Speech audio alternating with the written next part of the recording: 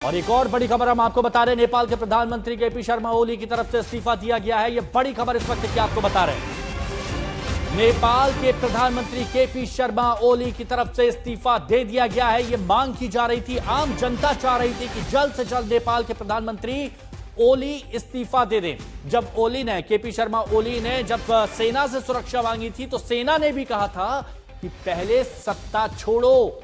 और अब यह बड़ी खबर आपको बता रहे हैं, नेपाल के प्रधानमंत्री ओपी शर्मा ओली का इस्तीफा, इस खबर पर मोहर लग गई है। इस्तीफा दे दिया है नेपाल के प्रधानमंत्री केपी शर्मा ओली ने और जनता ने मजबूर कर दिया उनको इस्तीफा देने पर। प्रणय उपाध्याय हमारे सहयोगी हमारे साथ जुड़ चुके हैं। प्रणय, जनता ने मजबूर कर दिया और प्रधानमंत्री ओली का इस्तीफा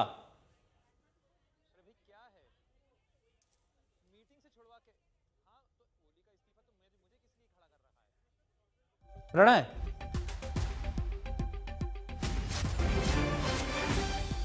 जुड़ेंगे हमारे सहयोगी प्रणय से। केपी शर्मा ओली के इस्तीफे की खबर सामने आ रही है और ये जो सामने आ रहा है, ये तमाम घटनाक्रम जिस तरीके से नेपाल के अंदर पिछले कुछ समय से चल रहा था, उससे यह स्पष्ट हो चुका है कि केपी शर्मा ओली के पास इस्तीफे के अलावा और कोई विकल्प नहीं बचा था। सरकार के घटक दल जो हैं वो इस्तीफे देने के लिए दबाव लगातार बना रहे थे, विपक्ष लगातार मांग कर रहा था, जनता सड़कों पर है। सेना प्रमुख के साथ में जो उनकी मुलाकात हुई है, माना जा रहा है कि उसके बाद ही यह फैसला केपी शर्मा ओली को करना पड़ा है कि वो इस्तीफा दें, क्योंकि इसके अलावा कोई विकल्प नहीं बचा है, क्योंकि जनता उनके इस्तीफे से कम पर स्वीकार नहीं थी। लेकिन अभी भी नेपाल के लिए रास्ता आसान नहीं होगा, क्योंकि इस समय जो नेपाल की सड़कों के ऊपर नजर आ रहा है, केवल राजधानी काठमांडू का सवाल नहीं है, बल्कि विराटनगर, नेपालगंज, पोखरा समेत कई सुनसरी, कई जो शहर हैं नेपाल के, वहां से लगातार जिस तरीके की रिपोर्ट्स आ रही हैं। अब से कुछ देर पहले मेरी अपने सूत्रों से जनकपुर के अंदर बातचीत हुई, वहां भी ये जानकारी मिल रही है कि जो मुख्यमंत्री का आवास है उसको जनता ने आग के हवाले कर दिया है, मुख्यमंत्री ने इस्तीफा दे दिया है। इस तरीके की जो विभिन्न रिपोर्ट्स हैं वो सामने आ रही हैं नेपाल के अलग अलग शहरों से, अलग अलग जगहों से। तो ये नेपाल के सामने एक बड़ा संकट होगा कि नेपाल की सेना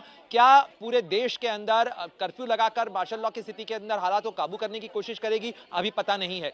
नेपाल की सेना और साथ साथ अब कौन सा राजनीतिक दल सामने आता है, सरकार की वैकल्पिक व्यवस्था क्या होती है, क्या इंटरिम वहां पर व्यवस्था बनती है, अंतरिम सरकार बनती है, ये अभी सब कुछ तय होना बाकी है। नहीं, लेकिन प्रणय, आपका अनुभव क्या कहता है? वहां की तस्वीरों को देखकर मैं ये जानना चाह रहा था, क्योंकि नेतृत्व विहीन इस वक्त हो गया है, इस्तीफा हो गया यहां पर, और जो सैलाब, जो भीड़ आम जनता की दिख रही है सड़कों पर, वो किसी की सुनने को तैयार नहीं है। तो अब आगे किसका नेतृत्व हो सकता है?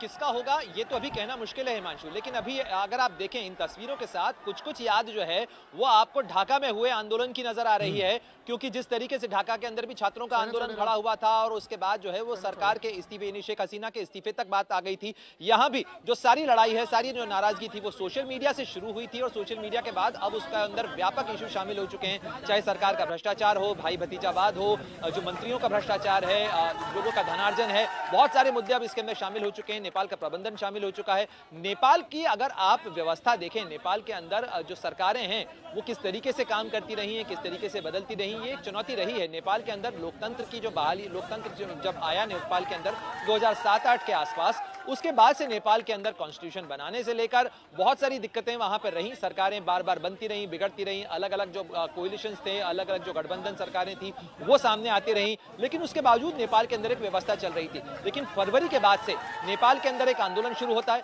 राजशाही की वापसी का। तो राजशाही क्या वापस होगी, या नेपाल के अंदर जनता जिस तरीके से आग्रह और मांग कर रही है इसके अंदर कि वो एक नई सरकार चाहती है जो ज्यादा जवाबदेह हो, जो ज्यादा क्लीन सरकार हो, उसके लिए कौन सी पार्टी, कौन सी सरकार सामने आती है, क्योंकि एक एंटी पॉलिटिशियन मूड भी वहां पर देखने को मिल रहा है। क्योंकि जिस तरीके से जो विपक्षी पार्टियां हैं उनके दफ्तरों पर भी हमले हुए हैं, जिस तरीके से नेपाल कांग्रेस के दफ्तर को आग के हवाले किया गया, जिस तरीके से केपी शर्मा ओली के दफ्तर को आग के हवाले किया गया। आपने एक बात बहुत अच्छी कही कि एंटी पॉलिटिशियन मूड वहां पर आम जनता के अंदर देखा जा रहा है, वो नेताओं से नफरत से करने लगे हैं, इस तरह की तस्वीरें वहां दिख रही हैं। लेकिन अब क्या प्रधानमंत्री के इस्तीफे के बाद जो आम लोगों का आक्रोश था, जो 7वें आसमान पर पहुंच गया, क्या वो अब कंट्रोल में दिखता नजर आ रहा है आपको? होगा? देखिए, अभी तो जो जनता सड़कों पर है, इस्तीफे की खबर मात्र से पब्लिक वापस नहीं लौट जाएगी। पब्लिक को लौटाने के लिए सबसे पहले तो वहां पर सेना को उतरना पड़ेगा। कल ही सेना की जो 2 टुकड़ियां थी, 2 कॉलम जो थे वो तैनात किए गए थे काठमांडू के अंदर, लेकिन इस बैरियर के साथ में कि they are the military aid to civil authorities, यानी जो नागरिक प्रशासन है उसकी मदद के लिए सेना वहां पर पहुंची थी। लेकिन अब हालात बदल चुके हैं। कल ही सोशल मीडिया पर जो लगाया गया प्रतिबंध था वो वापस ले लिया गया, लेकिन उसके बावजूद जनता नहीं मानी। अब केपी शर्मा ओली के इस्तीफे की मांग हो रही थी, अब केपी शर्मा ओली का इस्तीफा हो चुका है। अब इस्तीफे की मांग के बाद भी जनता का सड़कों से वापस अपने घरों की तरफ जाएगी।